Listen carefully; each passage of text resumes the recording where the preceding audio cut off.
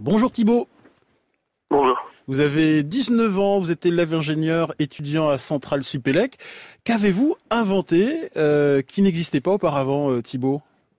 Alors j'ai inventé un dispositif qui s'appelle l'Escalib. Alors Ouais. c'est une invention utile en escalade ou pour des travaux en hauteur. Et il s'agit d'un petit boîtier qu'on fixe sur le baudrier, on y fait passer une corde et ça permet d'assurer quelqu'un automatiquement pour travailler en autonomie. Alors vous avez remporté le concours innové de Sciences et Vie Junior. Comment est née cette invention? Expliquez-nous un peu le processus. Ben, tout simplement, j'étais à l'association sportive du lycée en escalade et on était souvent en petits groupes et en nombre impair. Et dans ce cas, on forme des groupes de 3 où on passe beaucoup de temps soit à assurer, soit à attendre. Et c'est pas vraiment ce qu'on cherche à faire quand on va en escalade. Et donc cet escalib permet de sécuriser à la fois ceux qui sont des adeptes de l'escalade et puis ceux qui travaillent en hauteur également, c'est ça? Mais au départ, j'ai vraiment conçu l'objet pour l'escalade, puisque c'est comme ça que j'ai eu l'idée, mais c'est au fur et à mesure du développement, en rencontrant des gens, que certaines personnes sont venues me voir en disant ça pourrait être utile dans mon travail, pour de l'élagage, pour laver un toit par exemple, beaucoup d'endroits où on a besoin de se sécuriser, et comme mon installation nécessite seulement un mousse-coton pour pouvoir mettre en place le dispositif, il peut être utile dans beaucoup de situations. Jérôme Bonaldi. On parlait d'argent tout à l'heure. Le principal problème de tous les inventeurs, moi j'ai présenté ça pendant des années et des années, c'était la commercialisation. Si tu inventes aujourd'hui un cure-dent génial révolutionnaire, c'est quoi le circuit de distribution?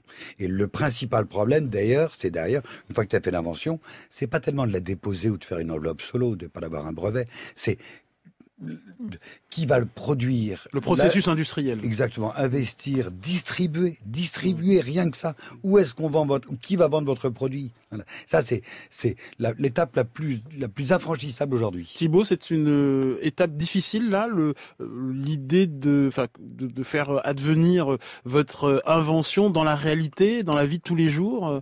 C'est compliqué?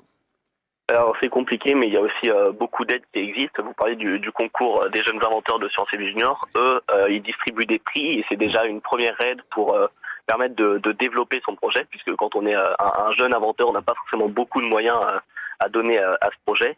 Et c'est aussi ce que permet de faire l'école d'ingénieurs, qui permet vraiment de commencer à faire une étude de marché, un business plan, et donc de passer un peu de l'image du jeune inventeur un petit peu fou avec des idées un petit peu surprenante à vraiment un entrepreneur qui essaie de développer quelque chose qui soit commercialisable au final. Denis Gudeben. Oui, c'est vrai que c'est une grande difficulté aujourd'hui, mais qui est aussi peut-être liée à l'élargissement assez considérable de la communauté scientifique qui est source d'invention. Donc le fait d'avoir une communauté aussi large, ça garantit aussi une accélération de ce processus, mais aussi un problème de visibilité au milieu de tout cet ensemble qui travaille à la recherche et à l'invention. Jérôme Bonaldi, je suis persuadé que vous avez suscité des tas de vocations d'inventeur.